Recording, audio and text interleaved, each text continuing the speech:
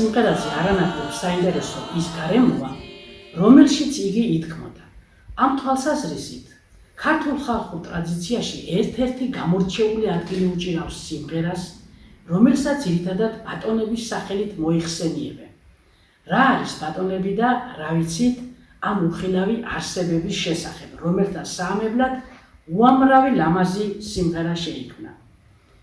წინაპრების წარმოდგენის თანახმად, ბატონების სულები არიან, რომლებიც ჩაიბუდებენ ადამიანის, ხშირად ბავშვის სხეულში და აავადებენ მას. მათ საკუთარი წესები აქვთ, რომელთაც კარნახობენ ადამიანებს. ავადმყოფის ოჯახის წევრების მიერ ამ წესების უღულებელყოფა განარისხებს ბატონებს და მათ თან მიჰყავთ ავადმყოფი. ბატონებს წამლებით არ უკურნალობდნენ.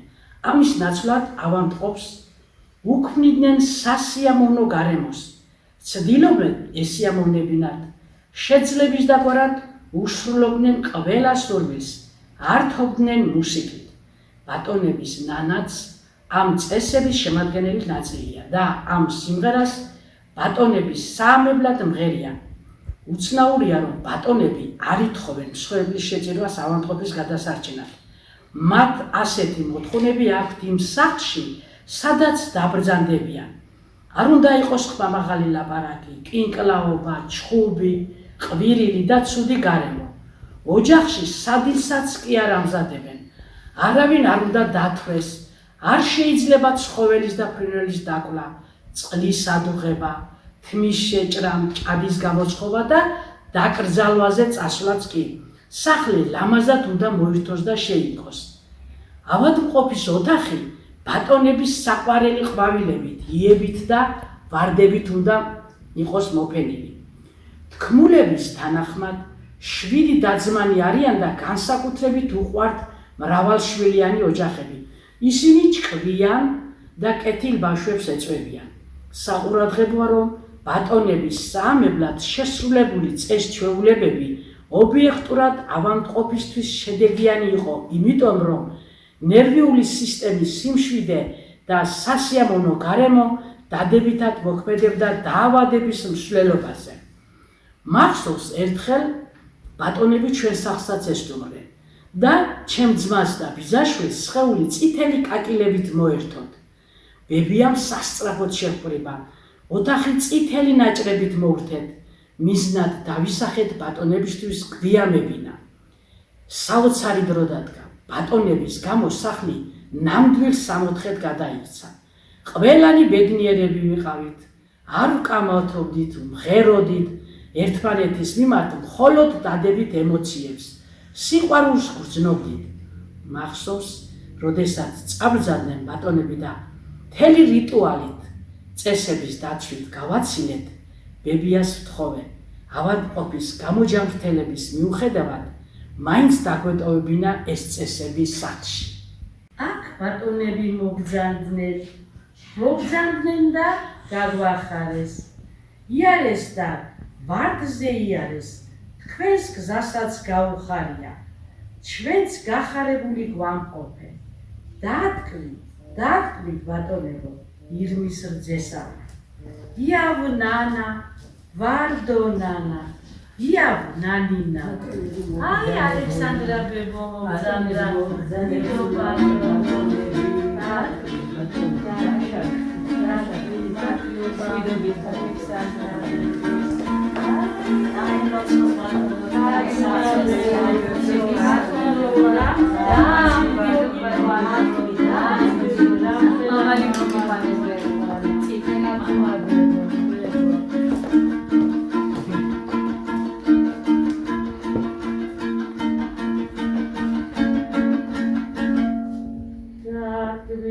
დაგვით ვატონებო, ვატონებო ღთიანებო.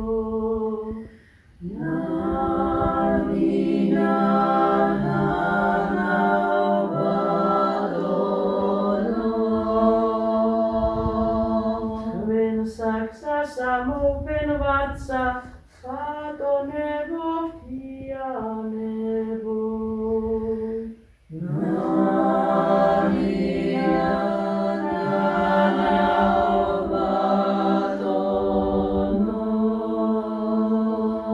Hveni ksade iloceba, hveni ak moktaneba.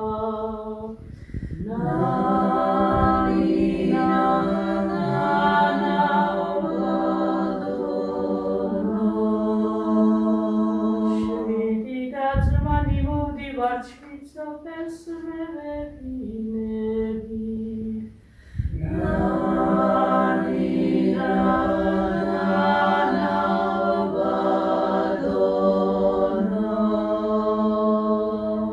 Zašicar da gvisvenia, čidicara gviprenia.